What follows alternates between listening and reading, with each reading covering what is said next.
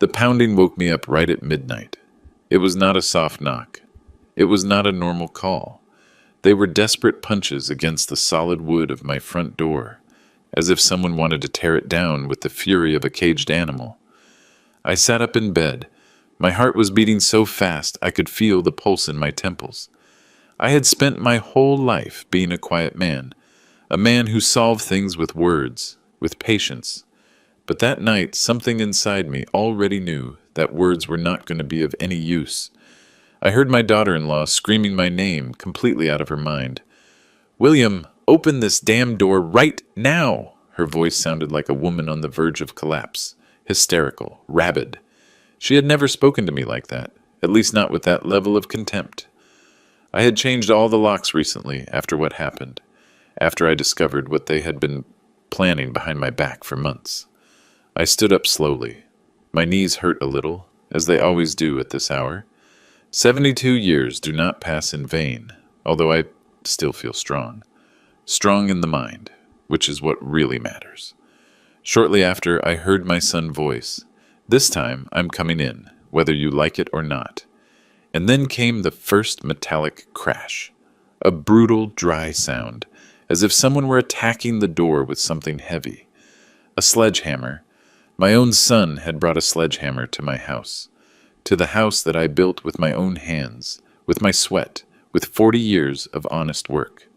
I remained silent, not out of fear, not because I did not know what to do, but because I wanted them to feel the weight of that moment. I wanted every second of silence to remind them of who they were and what they were doing. Then, behind me, a calm voice was heard saying, "Let them be. I will get it." I turned the doorknob slowly, with all the calm in the world, and when that door opened, what they found on the other side froze their blood. My name is William Miller. I was born in a small town in the Rust Belt, where the ground is hard and the people are even harder. I arrived in Chicago when I was 17, with a backpack and a dream that seemed ridiculous to many. To build something big, something that would last. I had no education, I had no contacts, I had nothing but the will not to give up. I started washing dishes in a restaurant downtown. Then I was a construction helper, then a cargo truck driver. Every job taught me something. Every boss I had showed me how the business world worked, even if they did not know it. By the time I was 30, I already had my first fleet of trucks. 3 old units, bought with loans that I paid down to the last penny. I worked 18 hours a day, slept 4, ate when I could, but I never complained, because I knew that every sacrifice was an investment in the future. By 40, I already had 15 trucks and 2 distribution warehouses.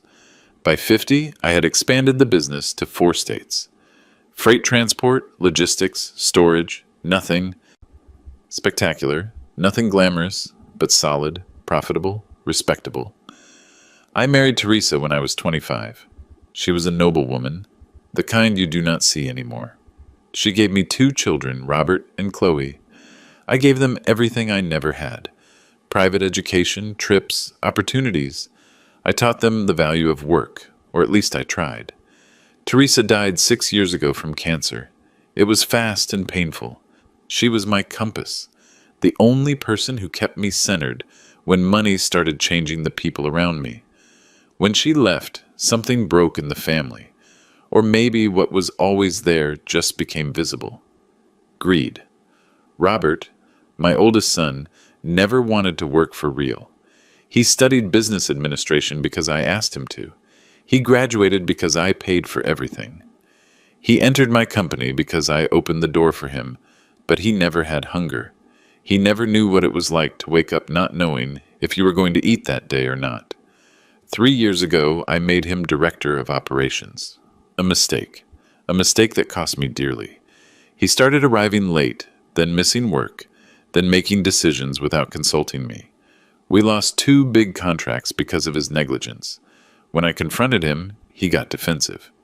He told me I was a controlling old man, that I did not trust him, that I needed to let the new generation take the reins. New generation, as if respect and responsibility were things of the past. Chloe, my daughter, was different, or so I thought. She was always quieter, more reserved.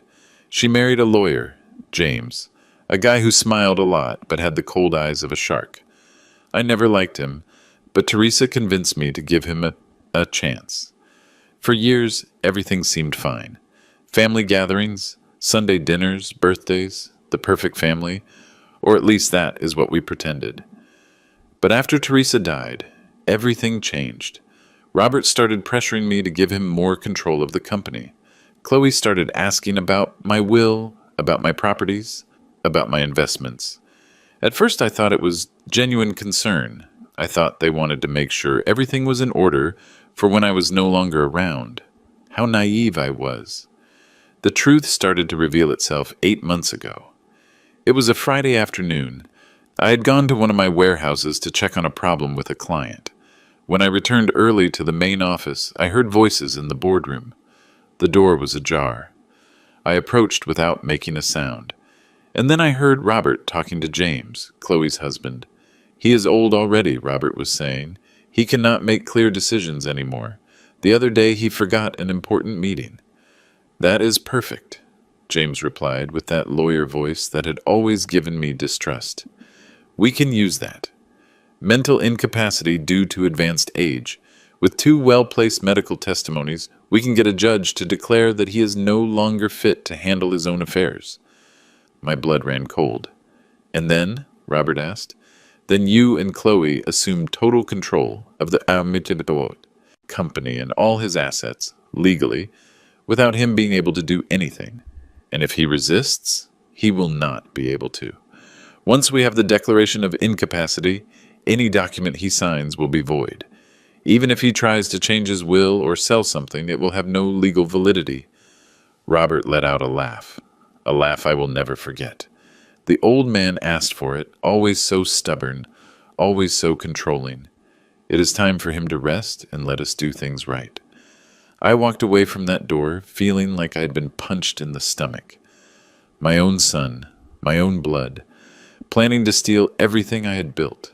Not just the money or the company, but my dignity, my freedom, my right to decide over my own life. That night I did not sleep. I sat in the study of my house, looking at photos of when they were children. Robert in his football uniform, Chloe at her high school graduation, Teresa smiling next to them. At what moment did everything go wrong? At what moment did love turn into greed? At what moment did I stop being their father to become an obstacle? I dedicated the following days to investigating. I hired a private detective. I reviewed the company bank movements. I spoke in secret with my trusted accountant, Maurice, a man who had been working with me for 30 years. What I discovered was worse than I imagined. Robert had been diverting funds from the company for the last 2 years. Small amounts at first, then larger ones, always justified as operating expenses, bonuses, or investments. But the money was going to personal accounts, to credit cards, to a condo downtown that he had bought under the name of a shell company. Chloe and James were not far behind. They had convinced Robert that if they managed to declare me incompetent, they could sell the company to a foreign corporation that had been making offers for months. A quick sale, a juicy commission, and then divide everything and live like kings without having to work another day in their lives. They did not just want to rob me. They wanted to erase me. For weeks, I acted as if I knew nothing. I kept going to the office. I kept attending meetings. I continued being old William, the trusting father, the loving grandfather, but every word that came out of their mouths hurt me like a stab wound.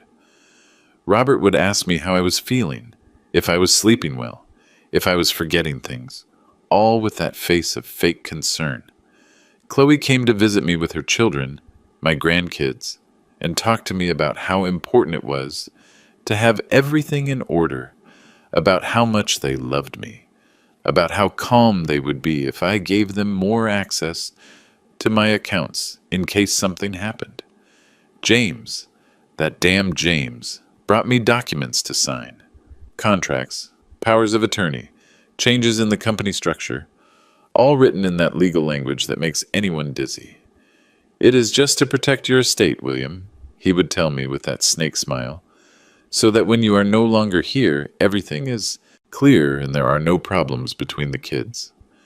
I nodded, smiled, and signed nothing. They started to get desperate. The visits became more frequent, the comments more direct. Robert went as far as telling me he was worried about my mental health, that maybe I should see a specialist. Just to rule things out, Dad, nothing serious. It is normal at your age, normal at my age, as if being 72 automatically made me useless. So I made a decision. If they wanted to play dirty, I could too, but not with their rules, with mine.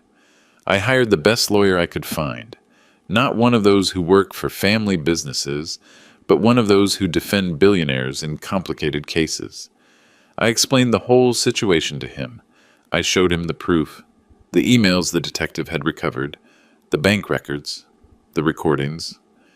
Mr. Miller, he told me, you have two options. You can confront them now and risk a long and painful legal battle, or you can prepare the ground, protect your assets, and wait for the perfect moment to flip the table on them. How much time do I need? 3 months? Maybe 4? You have 2. And so my silent counterattack began. First, I restructured my entire company. I created an armored trust where I placed the majority of my assets.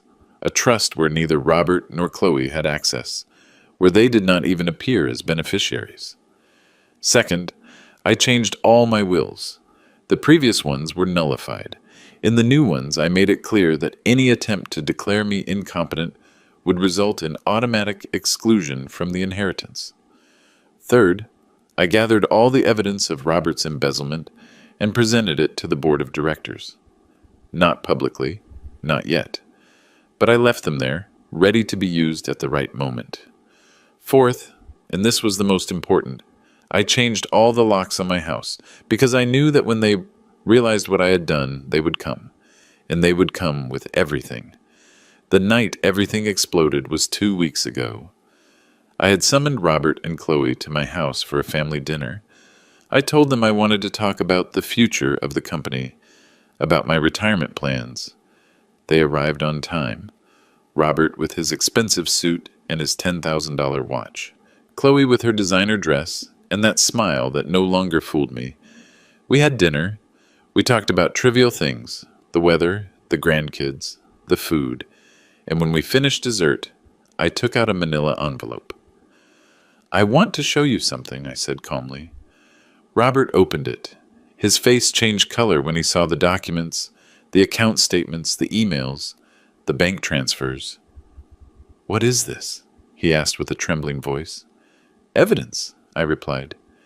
Evidence that for 2 years you have been stealing from me.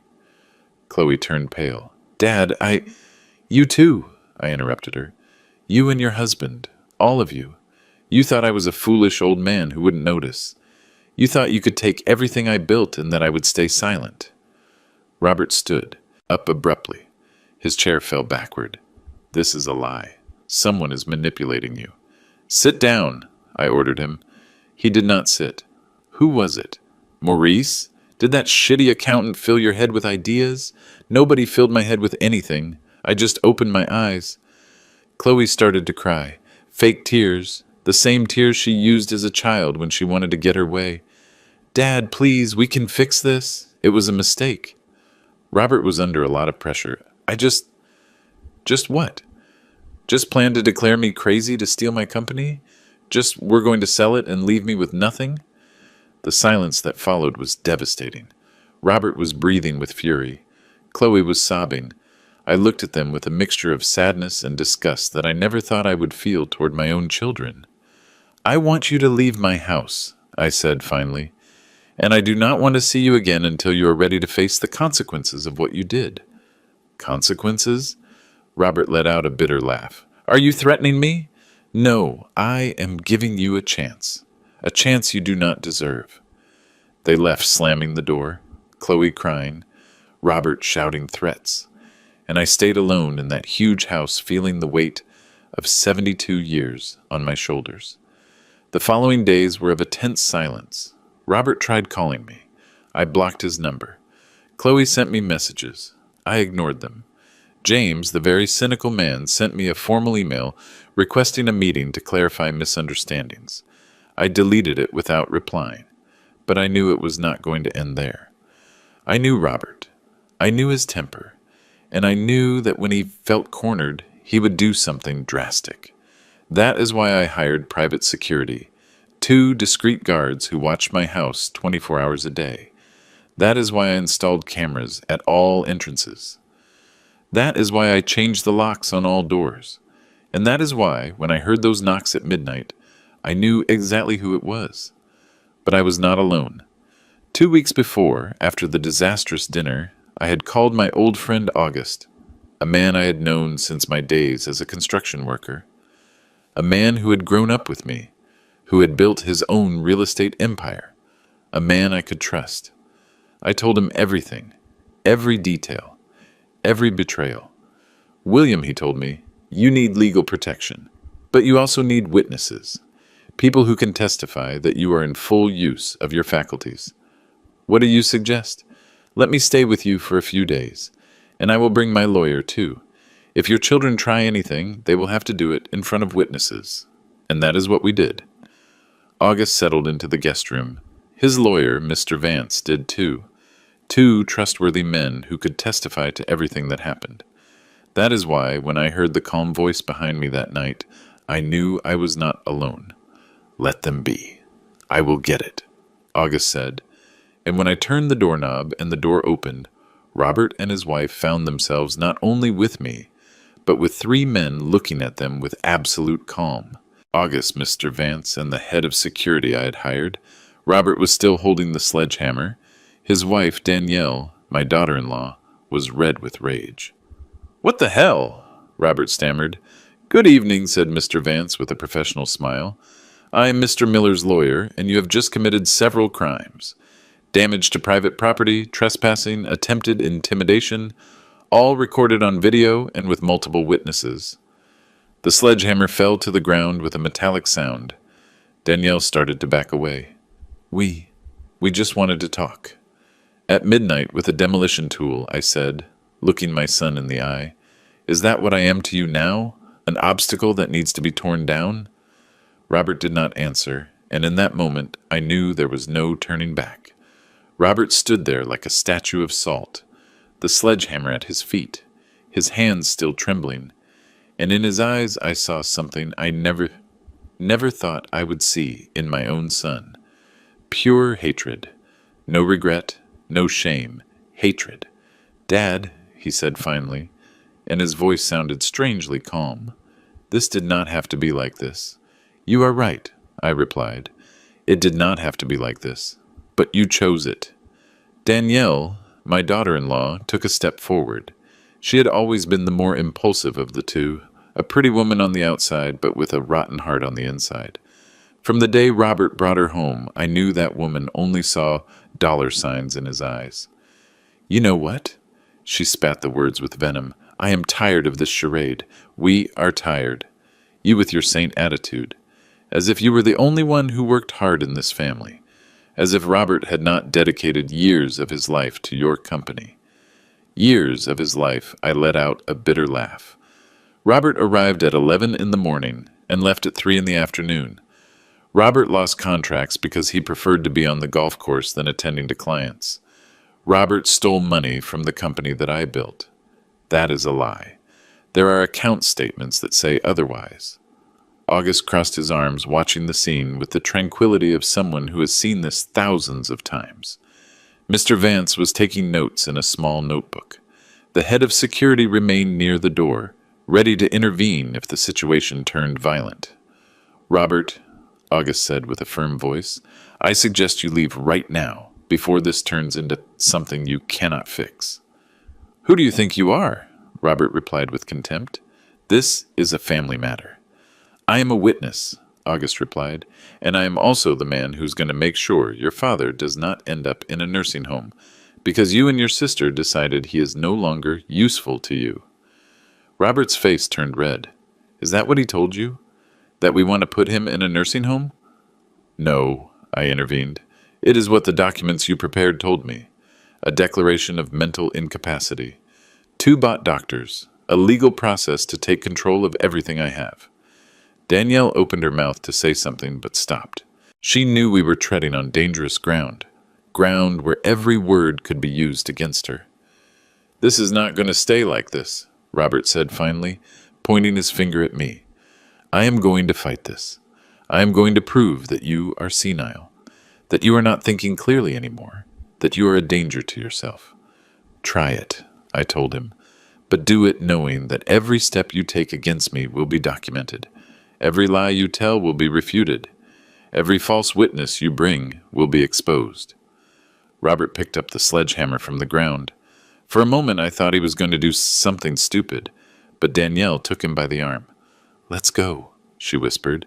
"It is not worth it." They left, walking toward their luxury SUV. An SUV that I had given Robert 2 years ago for his birthday. An SUV that he probably paid for with the money he stole from me. When the taillights disappeared into the darkness, I let out a sigh I had been holding since I opened the door. "That was close," said the head of security. "This is just beginning," replied Mr. Vance. "Mr. Miller, we need to talk about the next steps." We sat in the living room. August made coffee. At 2 in the morning, drinking coffee and planning a legal war against my own son. What irony. "They are going to attack on several fronts," Vance explained. "First, they will try the issue of mental incapacity. They will bring doctors to declare that you suffer from dementia, or Alzheimer's, or whatever sounds convincing. But I am perfectly fine. I know, and we are going to prove it. I already scheduled evaluations with 3 independent specialists, renowned neurologists who have no connection to your family. Their results will be irrefutable. What else? They will try to discredit you publicly. They will say you are a difficult, controlling man, that you mistreated your family. They will look for testimonies from disgruntled employees, from anyone who has a complaint against you. I have worked with honesty all my life." "That does not matter," August said. "In these battles, the truth is the least important thing. What matters is who tells the best story. And they are going to paint a story where you are the villain and they are the victims." I leaned back on the couch, feeling the weight of the situation. My own children, my own blood, treating me like an enemy. "There is also the issue of Chloe," Vance continued. "She was not here tonight, but make no mistake. She is as involved as Robert, maybe more. Her husband, James, is a lawyer, and one of the good ones. He is going to use every legal trick he knows. What can I do? Counterattack, but smartly. First, we are going to file charges for Robert's embezzlement. Clear evidence, documented. That gives him immediate loss of credibility in any process where he tries to declare you incompetent. And Chloe? With her it is more complicated. She has not stolen directly, but she has been an accomplice. She has facilitated James's access to confidential company information. That is enough to exclude her from the inheritance, but not for criminal proceedings. I do not want to put my children in jail, I said, and it was the first time my voice broke that night. I just want them to leave me alone, that they respect what I built, that they understand I am not an object they can dispose of. August put a hand on my shoulder. "William, sometimes a father's love blinds us. But you have to understand something. They already made their decision. They already declared war on you. And in a war, either you fight or they destroy you." He was right. I knew it, but accepting it hurt more than anyone could imagine. The following days were a whirlwind of legal activity. Mr. Vance filed a formal lawsuit against Robert for embezzlement and misappropriation of funds. The board of directors of my company, seeing the evidence, had no choice but to suspend him from all his duties. Robert ceased to be director of operations. He ceased to have access to the accounts. He ceased to be part of my company. Chloe tried to mediate. She called me crying, begging me to reconsider. That Robert had made mistakes, yes, but that he was still my son. That family was the most important thing. If family was the most important thing, I replied, they would not have tried to rob me. They would not have planned to declare me crazy. They would not have come with a sledgehammer to my door at midnight. Dad, please, Chloe, you knew everything. James told you the plans, and you said nothing. You did not warn me. You did not try to stop them. You are as guilty as they are." I hung up the phone, and I stood there looking at the screen, hoping it would ring again, that she would tell me she was sorry, that everything had been a misunderstanding. She did not call back. James, on the other hand, did not waste time. 2 days after the confrontation at my door, he filed a countersuit. He claimed that I was acting irrationally, that I had cut off all communication with my family without justification, that I showed clear signs of cognitive deterioration. He also requested a temporary restraining order on my assets, arguing that I could squander them or give them away in a state of mental confusion. He wanted to freeze my accounts. He wanted a judge to appoint an auditor to manage my finances. Basically, they wanted to turn me into a prisoner of my own money. But they made a mistake I had anticipated. The medical evaluations that Mr. Vance had scheduled took place that same week. 3 neurologists, 3 exhaustive exams, memory tests, logical reasoning, cognitive capacity. The results were overwhelming. Mr. William Miller is in full use of his mental faculties. He shows no signs of dementia, Alzheimer's, or any significant cognitive deterioration for his age. His reasoning and decision-making capacity is completely normal. When those reports reached the court, James's petition fell like a house of cards. But they did not give up. The next move came from the emotional side. Robert called a family meeting. He did not invite me directly. He asked my grandkids to do it. Sam, the oldest at 17, called me one afternoon. "Grandpa," he said with a trembling voice, "Dad says you're angry with him. He says there's a misunderstanding and he just wants to talk to you." My heart broke a little more. "Sam, son, this is not a misunderstanding. But we are family. Mom is crying all the time. She says you do not love her anymore, that you do not love us anymore either." I closed my eyes. Danielle, using the kids as a weapon.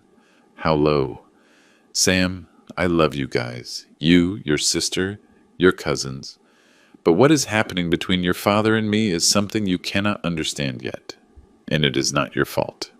None of this is your fault. So are you coming to the meeting?"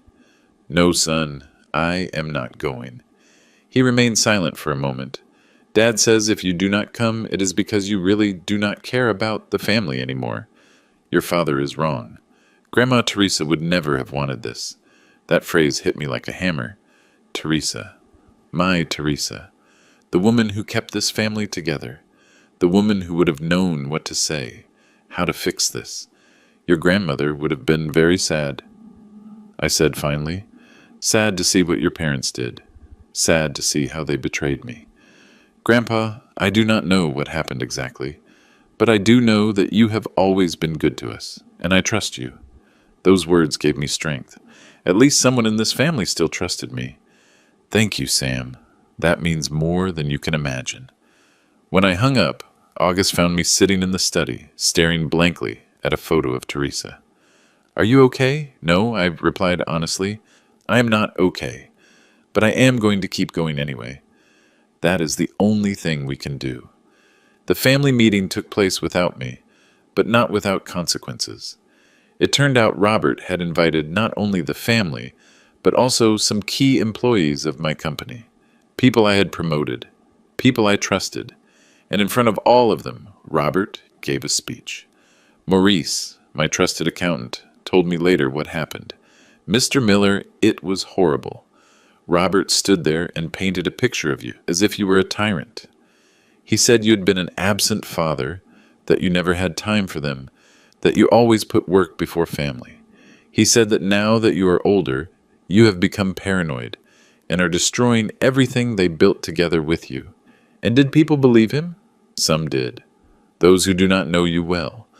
Those who only see a successful young businessman and an older man accusing him of serious things. And you, Maurice, what do you think? The old accountant looked at me with those tired eyes that had seen 30 years of ups and downs in my company.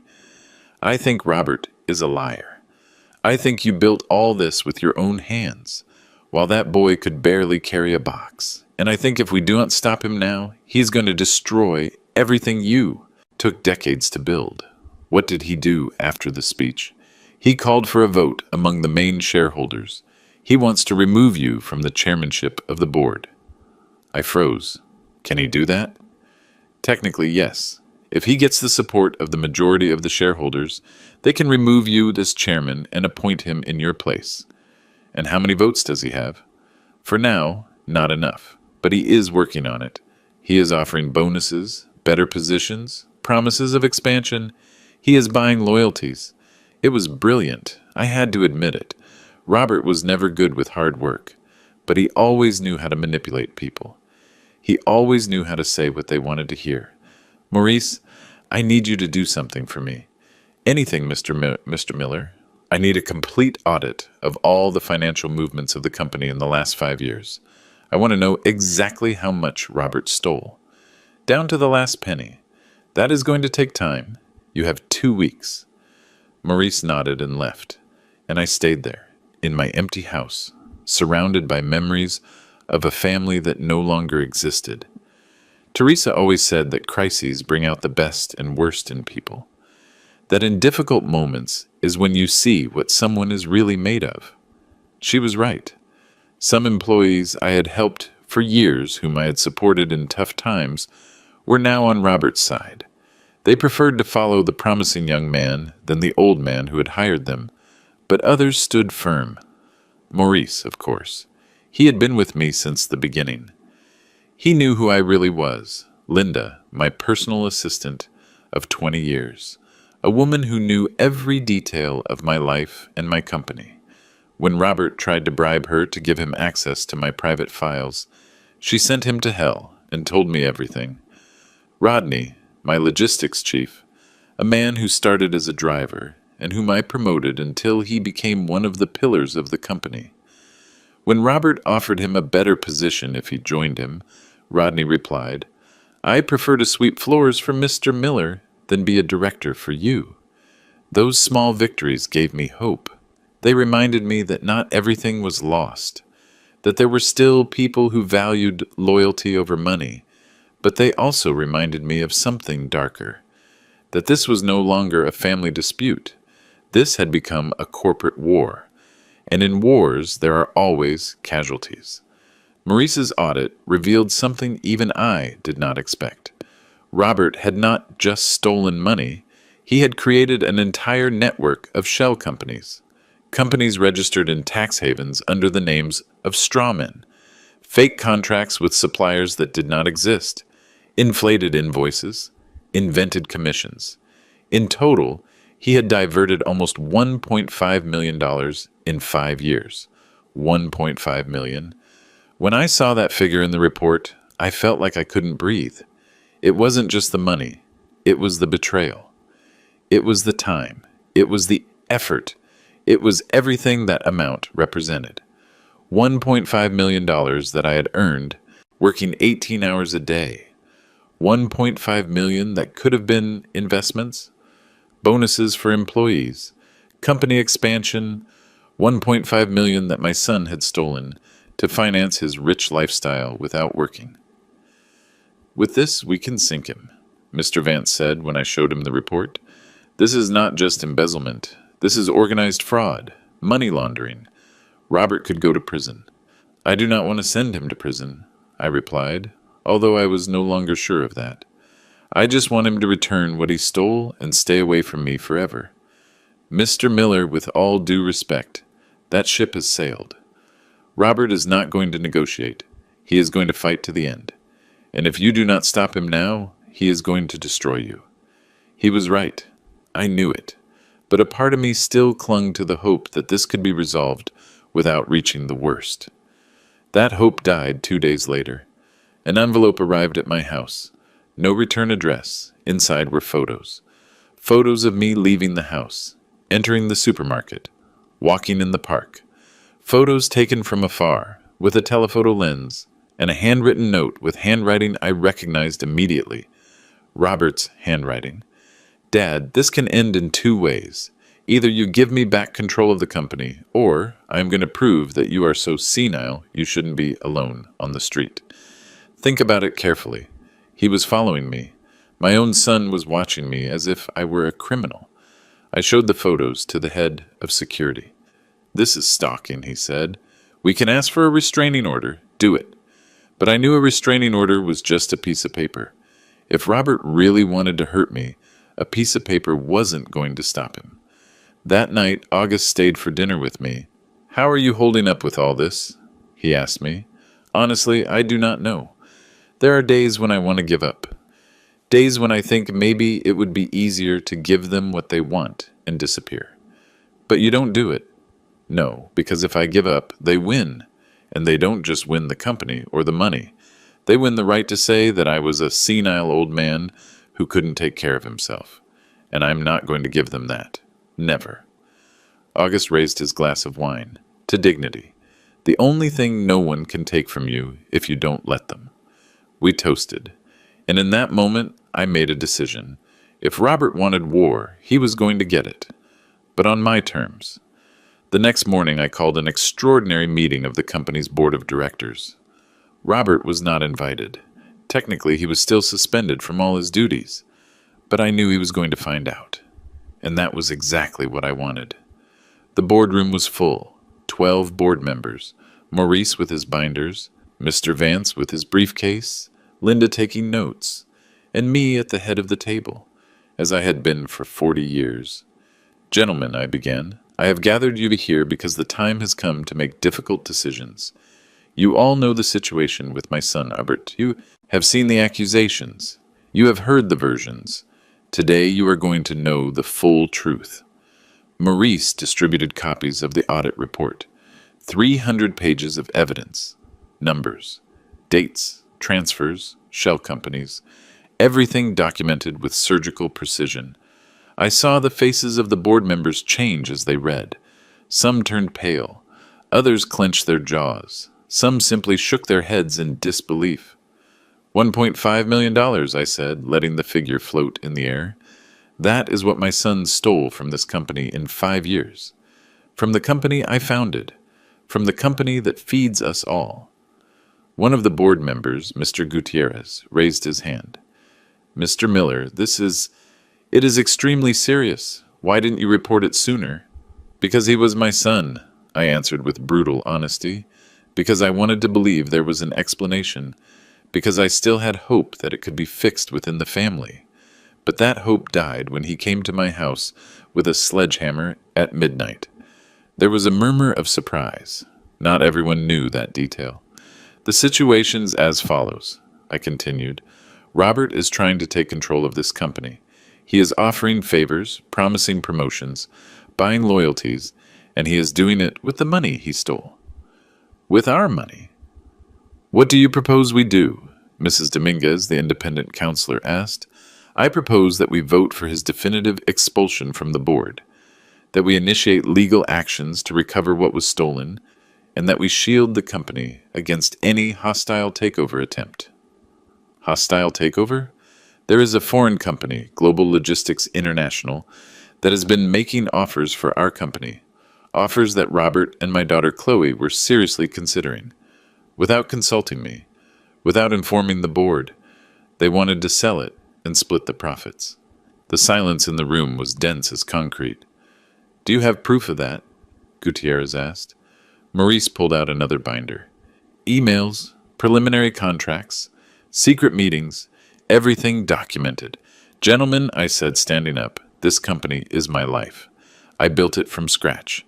I raised it when no one believed in me. I sustained it through crises. I made it grow when everyone said it was impossible. And I am not going to allow my own son to destroy it out of greed." The vote was unanimous. Robert Miller was permanently expelled from the board of directors. Legal actions were initiated. Protections against hostile takeovers were implemented. I had won the first real battle of this war, but the war was just beginning. Robert found out about the meeting that same afternoon, and his response was swift. That night, all my company's social media accounts were hacked. Someone posted fake messages saying the company was bankrupt. that there was accounting fraud, that I had been declared mentally incompetent, and that the company was being run by a group of opportunists. Linda worked all night to recover the accounts and delete the messages, but the damage was already done. Several clients called worried. Some suppliers suspended deliveries. The company stock fell 3 points. "It was Robert," said the cybersecurity specialist we hired. "Not directly, but he paid someone to do it. We can trace it, but it will take time." "How much time?" "Weeks, maybe months." We didn't have 2 months. Every day that passed, Robert gained ground. Every day that passed, more people started to doubt me. Then Chloe made her move. She summoned me to a coffee shop downtown, a public, neutral place. She said we needed to talk, that things had gotten out of control, that she could help solve this. I went, with August waiting at a nearby table and with a recorder in my pocket, because I didn't trust anyone anymore. Chloe arrived 15 minutes late. She was wearing sunglasses and her hair was tied back. She looked tired, thinner than I remembered. "Hi, Dad," she said, sitting in front of me. "Chloe, you look good. I am glad to see you are okay." "Is that what you came to tell me? That you are glad to see me okay?" She sighed. "I came to ask you to stop this. Please. You are destroying the family. I am not destroying anything. Your brother did it when he decided to steal from me. You did it when you decided to help him. Dad, Robert made mistakes. I know. But he is still your son. He is still my brother. Are you really going to put him in jail? He took $1.5 million. Those are not mistakes. That is a crime. The money can be returned. With what? With the money he already spent on luxuries? With the condo downtown? With the trips to Europe? With the $150,000 SUVs? Chloe pressed her lips together. There are ways to fix it. James says we can reach an agreement. Robert returns part of the money, you drop the charges, and we all move on. We all move on, I let out a bitter laugh. Chloe, you tried to declare me crazy, tried to take my company away from me. Your husband drafted documents to do it. And now you come here to tell me that we all move on as if nothing had happened. It was James's idea.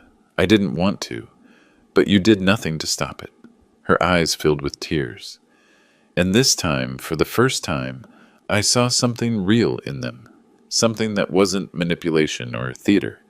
She was scared. She whispered, afraid that if I opposed Robert, he would leave me out of everything, afraid that James would leave me if I didn't support him, afraid of being left with nothing. And me? Were you not afraid for me? Did you not think about what they were going to do to me? I thought you would be better off, that in a place where they took care of you, where you didn't have to worry about the company. In a nursing home? I interrupted her. Is that what you thought? That I would be better off locked in a nursing home while you split what I built? Tears ran down her cheeks. I am sorry, Dad. I am so sorry. You know what is saddest, Chloe? That maybe you do feel it, but not enough to have done something different, not enough to have been honest with me from the beginning. I stood up. Tell Robert there are going to be no deals. Tell James to prepare his best legal arguments. And tell yourself that you had the chance to do the right thing and you didn't take it. I walked away from that table feeling the weight of each of my 72 years. Chloe stayed there crying in silence, and a part of me, the part that was still a father, wanted to turn around and hug her. But I didn't, because sometimes love is not enough. Sometimes dignity has to come first. The following days were like walking through a minefield.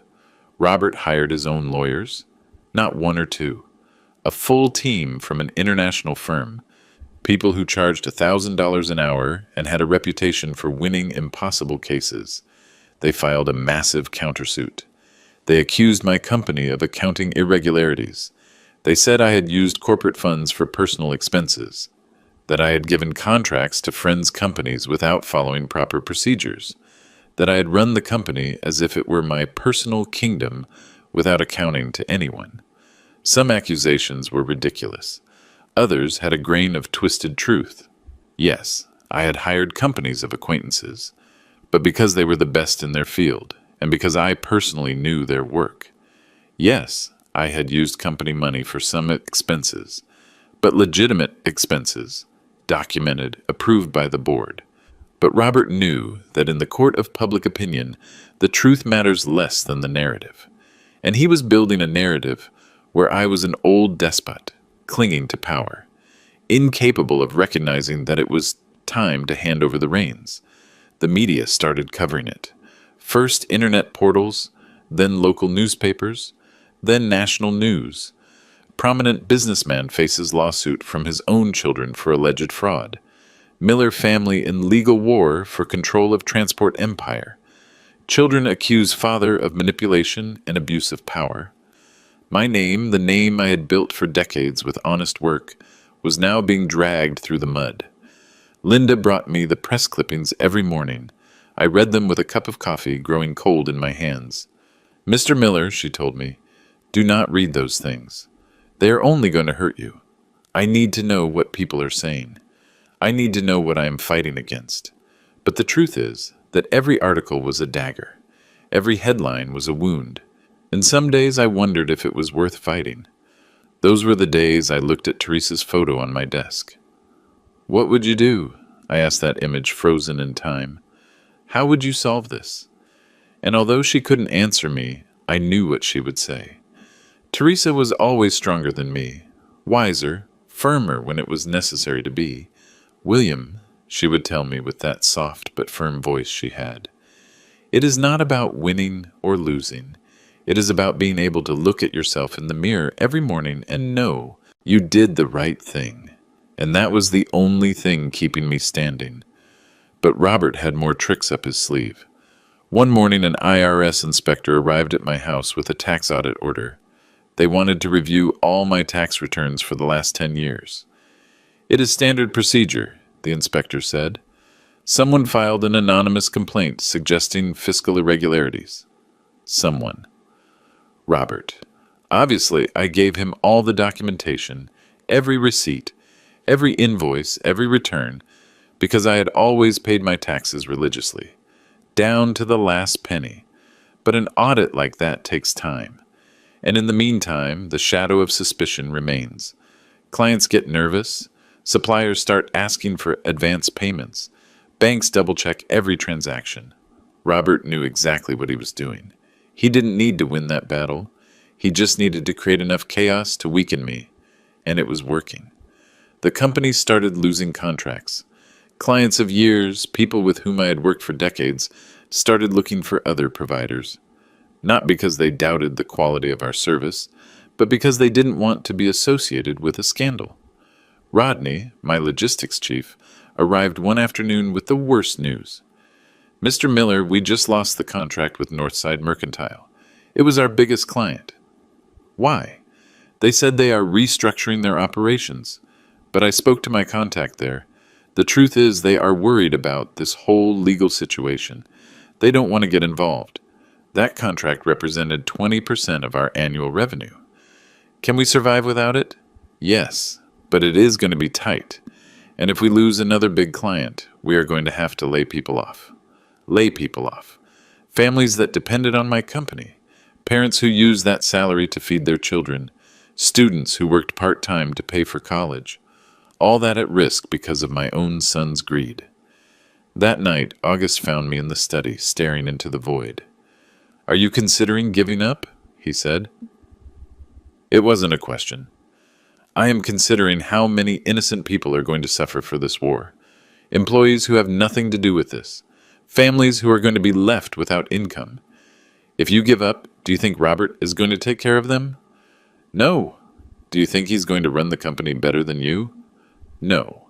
"Then what is going to happen to all those employees when Robert takes control and sells it to that foreign company? How many are going to lose their jobs when they decide to optimize operations?" I didn't answer because I knew the answer. In corporate acquisitions, the first thing they do is cut staff. Eliminate redundancies. Translation, fire people. "You are not fighting just for yourself, William," August continued. "You are fighting for all of them too, and if there is anyone who can save this company, it is you. He was right, as always. But I need a plan, I said. I cannot keep reacting to what Robert does. I need to take the initiative. What do you have in mind? I leaned on the desk looking at the documents scattered in front of me. Contracts, financial statements, organizational charts. And then I saw it. The answer had been there all along. I am going to do something I should have done years ago, I said. I am going to protect this company not just from Robert, but from anyone who tries to use my age or my condition as an excuse to take it from me. How? I am going to create a corporate structure where I stop being the only point of control, where there is a strong operating board, where there are clear rules of succession, where no one, not even my children, can take control without first proving they are qualified to do so. August smiled. That is brilliant. It takes away their main argument, that you are an old man clinging to power. Exactly. And at the same time, I protect what I built.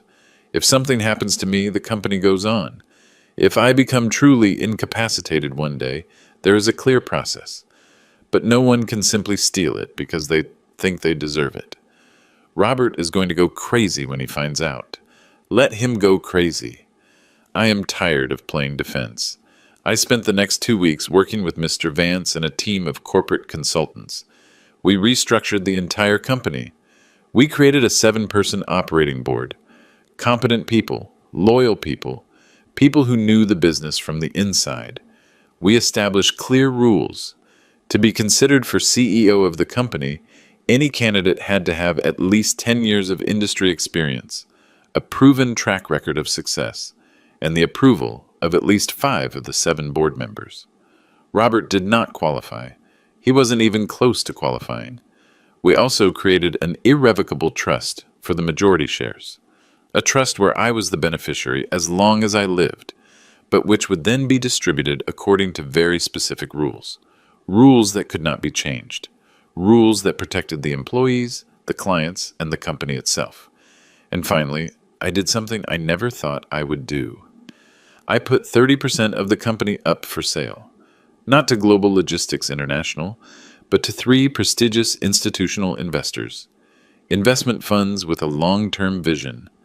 With that money, I paid off all the company's debts, created a contingency fund, and deposited a substantial amount in a separate account, specifically destined to recover the money Robert stole through legal processes. When everything was ready, I called a press conference.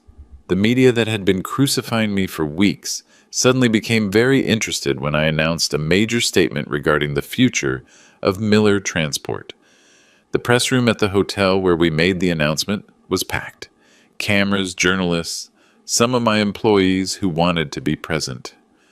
I stood in front of them all with August by my side and gave the most important speech of my life.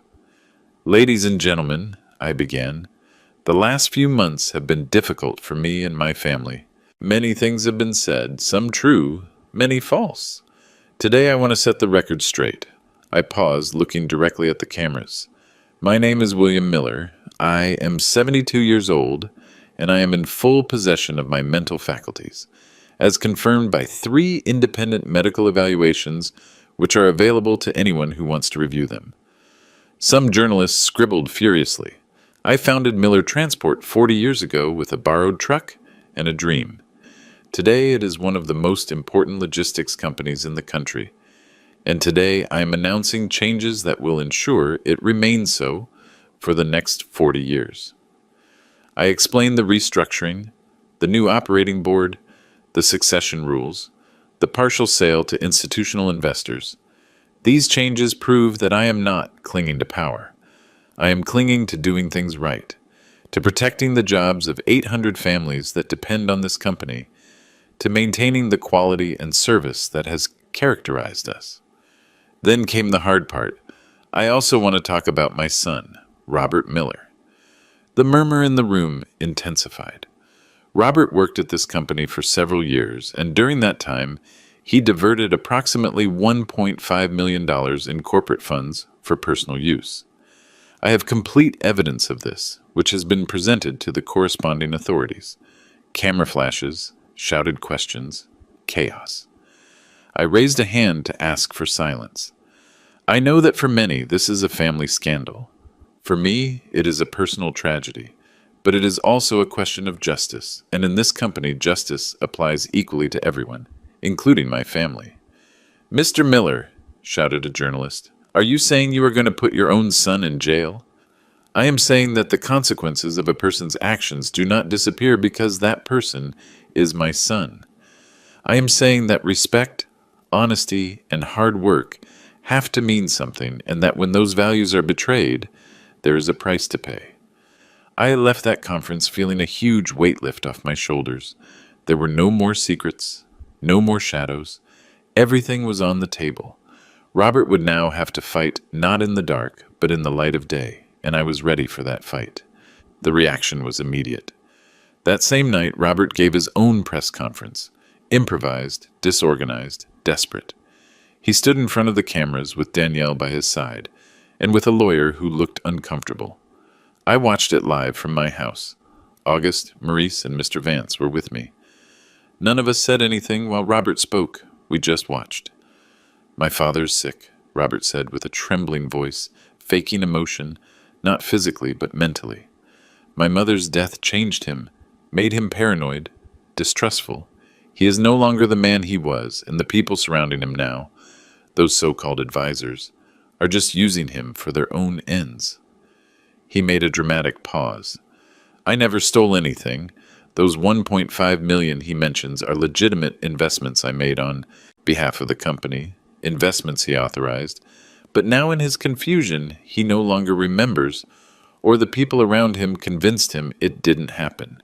He was good. I had to admit it. If I didn't have the proof, if I didn't have the emails, the transfers, the testimonies of Maurice and other employees, if it was just my word against his, maybe people would believe him. But I had the proof. Why did I go to his house that night?" Robert continued. "Because I was desperate. Because my father wasn't answering my calls. Because I was worried he was alone with people who don't have his best interests in mind. Yes, I took a tool. Because I thought something bad had happened to him. Because I am his son and I love him." Danielle was crying by his side. Perfect soap opera tears. "Today my father publicly accused me of being a thief, exposed me before the whole country, destroyed my reputation, and did so based on manipulated information by people who want to keep his company." Robert looked directly at the camera. "Dad, if you're watching this, please, seek help, seek treatment. Don't let these people keep you away from your family. We are still here. We still love you. But you need help." The conference ended. Journalists shouted questions. Robert left without answering any. I turned off the TV. "He is good," said August. "Very good. He twisted everything to make himself the victim." "But he has no proof," replied Mr. Vance. "He only has words. We have documents." "In the court of law, maybe," I said. "But in the court of public opinion, words can be more powerful than documents. People want to believe in dramatic stories, in the worried son, in the confused father." "So, what do?" Maurice asked. "Nothing," I replied. "We let the authorities do their work. We let the numbers speak for themselves, and we continue with the restructuring of the company." But inside, I felt like I was fighting a battle on too many fronts. The legal battle, the media battle, the emotional battle of seeing my son destroy his own life just to destroy mine, and I wondered how much more I could take. The following days were a whirlwind. Social media exploded with divided opinions. Some supported me, saying I was doing the right thing defending my company. Others attacked me, saying I was a terrible father, prioritizing money over family. There were protesters outside my offices, not many, maybe 20 or 30, but enough for the cameras to film them. They carried signs. "Family comes first. Mr. Miller, forgive your son. Money is not more important than blood." Robert had organized them, obviously, but it worked. The images appeared on all the news shows. Inside the company, morale was on the floor. Employees didn't know what to believe. Some thought I was a hero defending what I built. Others thought I was being too hard on Robert. Linda organized a general meeting. All employees, 800 people gathered in the main warehouse. I stood in front of them with a microphone in my hand. I know it has been a difficult few days, I began. I know there is uncertainty. I know some of you are worried about your jobs, and I want to be completely honest with you. I paused, looking at those faces I knew. People who had worked with me 10, 20, 30 years. People whose children I had been godfather to. People who had been at Teresa's funeral. This company is going through a crisis, not a financial crisis. Our numbers are solid. We have contracts, we have clients, but we are in a crisis of confidence. And that crisis was caused by mistakes that were made. Serious mistakes. Someone in the back shouted, "Mr. Miller, don't leave us." Others joined the shout. A spontaneous applause began to spread through the warehouse. I felt a lump in my throat. "I am not going to leave you," I said when the applause died down, "but I need you to trust me. I need you to understand that the decisions I am taking are not to hurt you. They are to protect you, to protect this company that feeds us all." "And Mr. Robert," someone asked, "is it true what they say?" "What I say is true," I replied. Robert took money that did not belong to him, money that belonged to you, too. Every dollar he stole was a dollar less for bonuses, for improvements, for expansion that could have meant more jobs. There were murmurs, but Robert is my son, and part of me will always love him. Part of me will always wish things had been different. But love does not mean allowing someone to destroy you. Love also means setting boundaries. It means saying, "This is wrong, and there have to be consequences."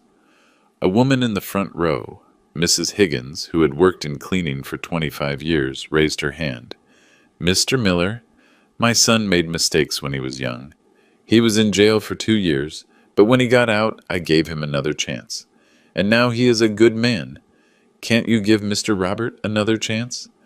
The question hit me like a punch. "Mrs. Higgins," I said softly, "I would give Robert another chance, but for that he would have to admit he did something wrong. He would have to return what he took. He would have to ask for forgiveness, and not just from me. From all of you, because he stole from all of you, too." "And if he does?" she asked. "If he admits and asks for forgiveness?" "Then we will talk," I replied. "But until that moment, the legal consequences have to run their course." The meeting ended with applause, not unanimous, but loud enough to give me hope. I left that warehouse feeling that maybe, just maybe, things could turn out okay. But that night, I received a call that changed everything. It was from Sam, my grandson. "Grandpa," he said with a broken voice, "I need to talk to you." "Sure, son, what is wrong?" "It is about Dad. He is very bad." My blood ran cold. "Bad how?" "Yesterday I found him drinking in his office at 10 in the morning, and he was crying. I had never seen him cry, and he says weird things." "What kind of things?" "He says if he loses the trial, he is going to lose everything, that they are going to take our house, that we are going to end up on the street." Mom is hysterical. My sister won't stop crying, and I don't know what to do. My heart broke. Not for Robert, but for those kids who weren't to blame for anything. "Sam, listen to me closely. Whatever happens with your father, you and your sister are going to be fine. I give you my word. No one is going to take your house. No one is going to leave you on the street. You promise?" "I promise." He stayed silent for a moment. "Grandpa, can I ask you something?" "Whatever you want." "Did Dad really do what you say?" The question I had been avoiding. "Yes, Sam, he did." "Why? Why would he do something like that?"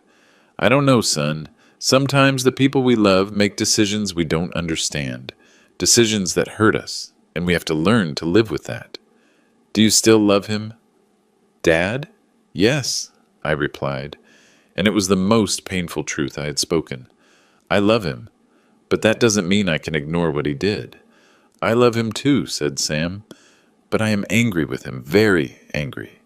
"It is okay to be angry. It is normal. Is it going to get fixed someday? Are you guys going to talk again?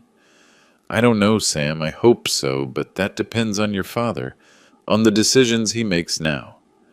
After hanging up, I stared at the phone for a long time. August entered the study. Are you okay? No, I replied. I am not okay, but I'm going to keep going anyway. 3 days later, the news I was waiting for arrived.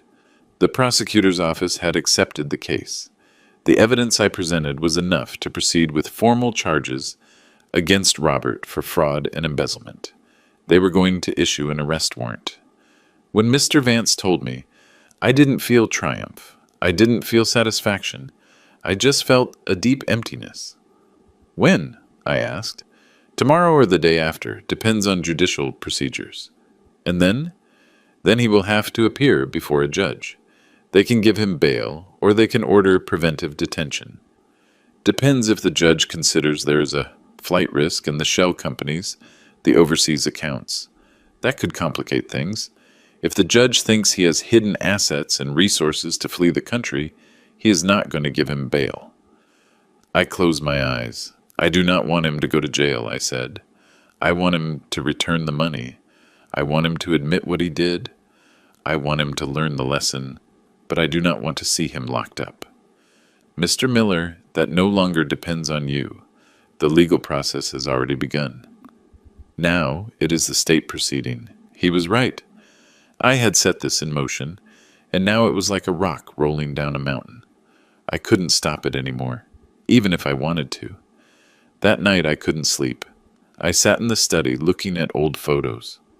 Robert as a child, in his school uniform, Robert at his college graduation, Robert on his wedding day, smiling as if he had the world in his hands. At what moment did everything go wrong? Was it my fault? Did I work so much I didn't give him enough attention? Did I give him too much without making him earn it? Was it Teresa's death that broke the balance? I had no answers, only questions that tormented me in the dark. At 3 a.m, my phone rang, a number I didn't recognize. Hello, Dad. It was Robert. Robert, I know they are coming for me tomorrow. I know what you did. His voice sounded strange, calm, too calm. Robert, if you hand over the money, if you admit what you did, we can talk to the prosecutor's office. We can negotiate. I am not going to admit anything because I did nothing wrong. Robert, please, think about your children. Think about Sam and your daughter. They need you to be strong now, to do the right thing. The right thing? He let out a bitter laugh. Like you, destroying your own family for money? It is not for money. It was never for money. Then why? For pride? Because you can't stand someone disobeying you? Because you need to prove you are still the all-powerful patriarch? It is out of respect, Robert. Out of dignity. Out of principles. Things I thought I had taught you. The only thing you taught me was that work is more important than everything. That money is worth more than people. That being successful means sacrificing everything else. That is not true, is it? How many of my birthdays did you miss? How many soccer games? How many nights did I go to bed without you having come home? I was working to give you a better life. We didn't want a better life. We wanted a father. The words went through me like knives. Robert, if that is how you felt, if you had those resentments, we could have talked. We could have solved it. But stealing, planning to take my company, that is not the answer. It doesn't matter anymore, he said. You already made your decision and I made mine. What does that mean? It means you are going to have to live with the consequences of what you did, just as I am going to live with the consequences of what I did. Robert, don't do anything stupid. He hung up. I tried calling him back. He didn't answer. I dialed Danielle. She didn't answer. I dialed Chloe. Neither. Panic started taking over me. Robert's words, his tone. You are going to have to live with the consequences. I called Mr. Vance. I need you to send someone to Robert's house. Now. Immediately. What happened? I just spoke to him. He said strange things. I am worried he is going to do something drastic. Vance didn't argue. He made the necessary calls. An hour later, he called me back. Mr. Miller, Robert is not at his house. His wife says he left 2 hours ago and hasn't returned. He is not answering the phone. My God, we already alerted the authorities. If he appears somewhere, they are going to let us know. I spent the rest of the night awake, pacing the house like a caged animal. Every minute seemed like an eternity. Every time my phone rang, my heart skipped a beat. At 7 in the morning, I finally received the call. It was Chloe. "Dad," she said, and she was crying. "Robert is in the hospital." My blood froze. What happened? They found him in his car, in a parking lot. He had taken pills, a lot of pills. The world stopped. Is he alive? They pumped his stomach. He's going to be fine, physically. But Dad, he left a note. What did it say? Chloe was sobbing so hard she could barely speak.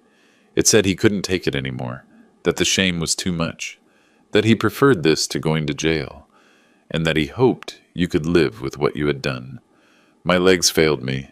I let myself fall into a chair. Where is he? At Angel's Hospital. But Dad, he doesn't want to see you. They told him you were on your way, and he got very upset. The doctors say you can't go in. I have to see him. You can't. Not now. Please. Just give us time. She hung up. And I stayed there in my study, surrounded by everything I had built, everything I had fought to protect. And I asked myself if it was worth it.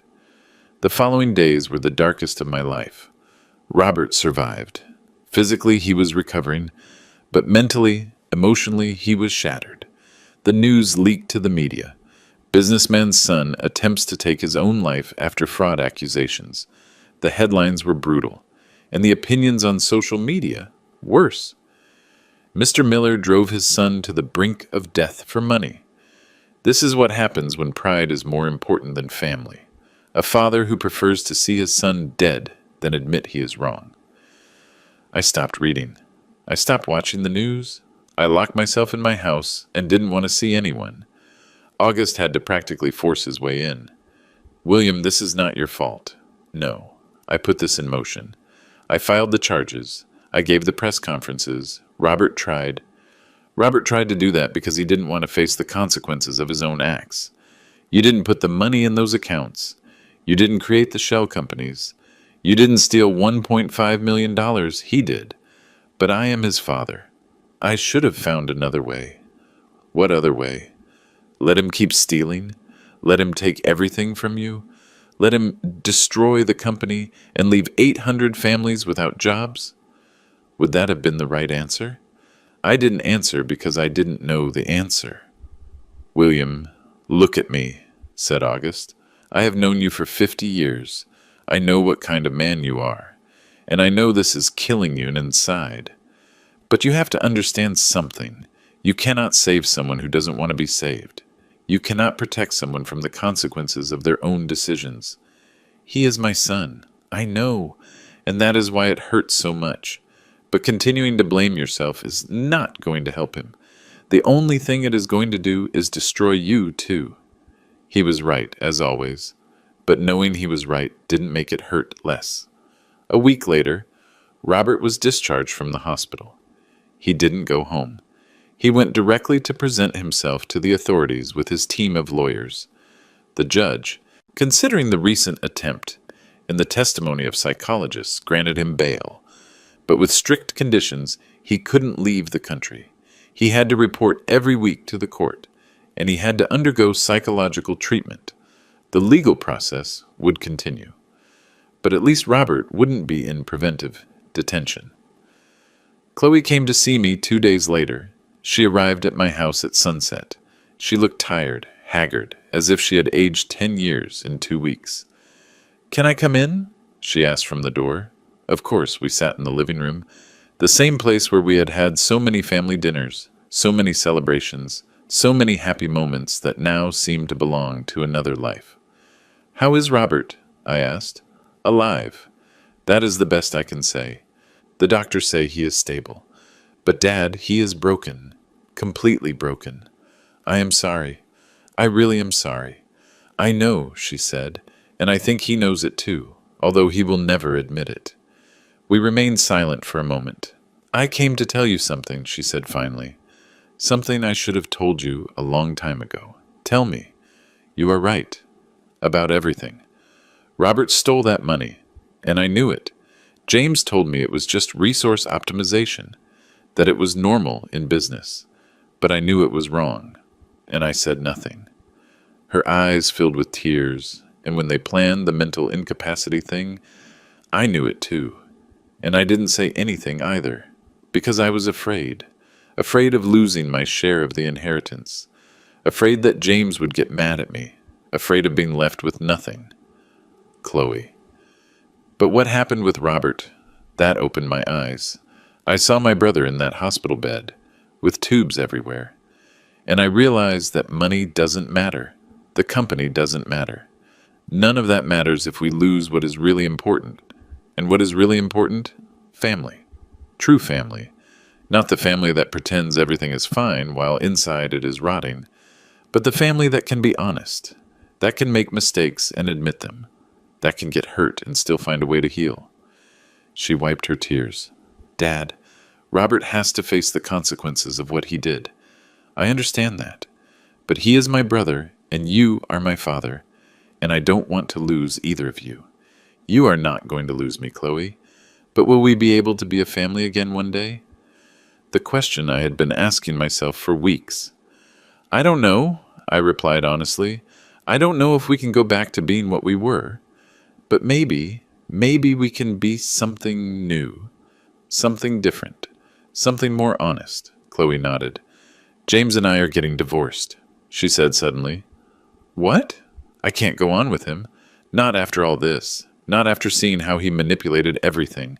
How he used us all for his own benefit. Chloe, you don't have to make those decisions now. Yes, I have to take them.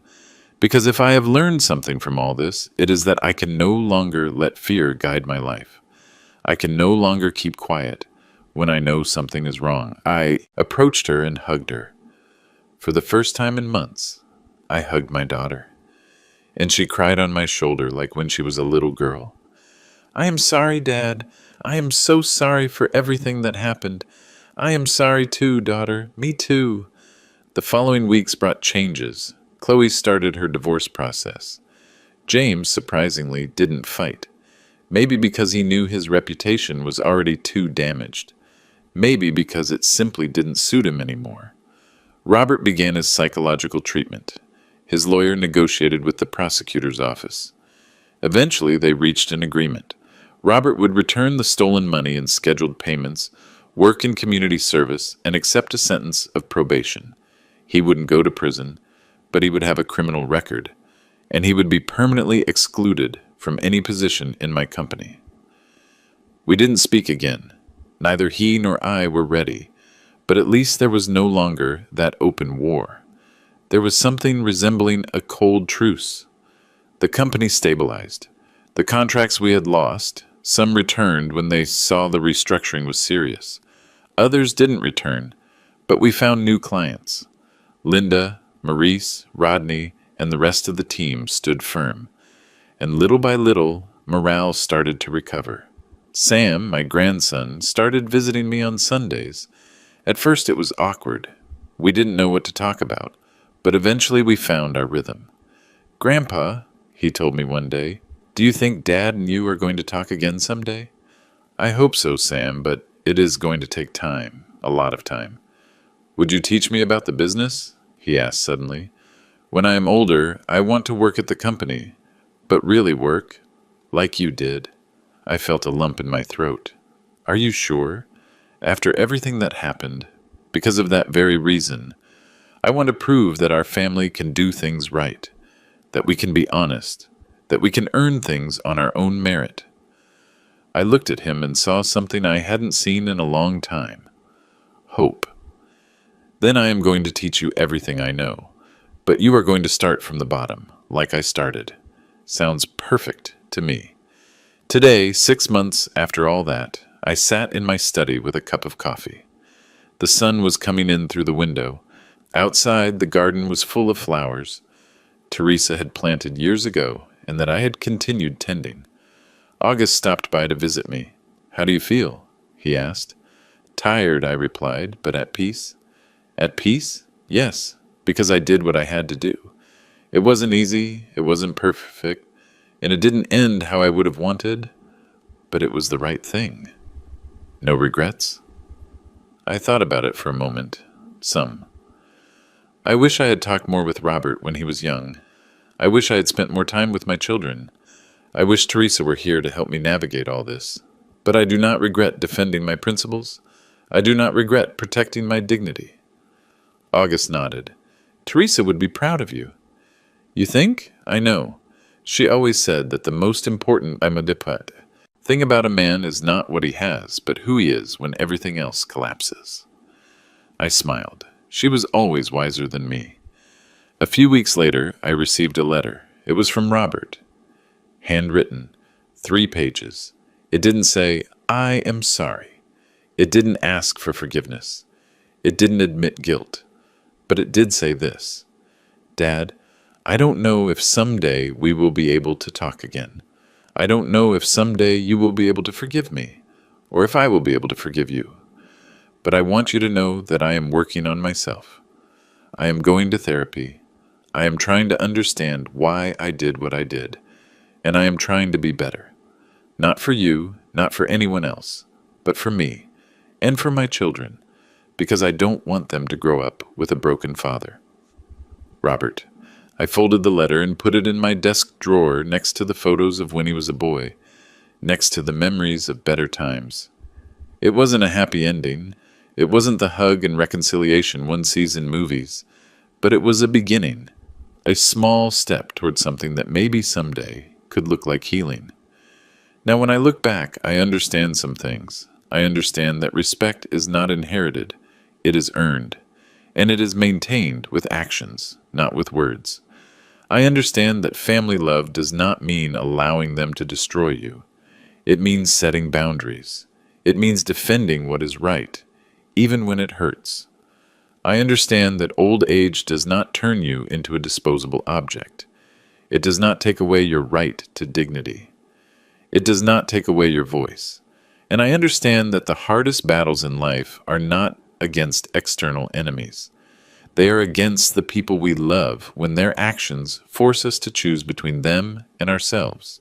There are nights when I still ask myself if I did the right thing, if I was too hard, if I should have given in, if I should have forgiven faster. But then I remember that night, the pounding on my door at midnight, the sledgehammer, the screams, the threat, and I remember that I didn't start this war. I just defended myself. And that, at the end of the day, is the only thing that matters. To you who have listened to my story until the end, I want to tell you something. Maybe you are young and you think this is never going to change you. That love is enough. I hope you're right. I hope you never find yourself in the situation I found myself in. But if someday you find yourself there, if someday the people you love betray you, if someday you have to choose between your dignity and keeping the peace, choose your dignity. Because in the end, when everything else collapses, when the money goes and people abandon you, the only thing you have left is your capacity to look at yourself in the mirror and recognize the person you see. And that person deserves respect. Your respect. It doesn't matter how old you are. It doesn't matter how weak others see you. It doesn't matter if they are your family or your friends or anyone. Your dignity is not negotiable. Your voice matters. Your life matters. And if you have to fight for that, then fight. Fight with honor. Fight with justice. But fight.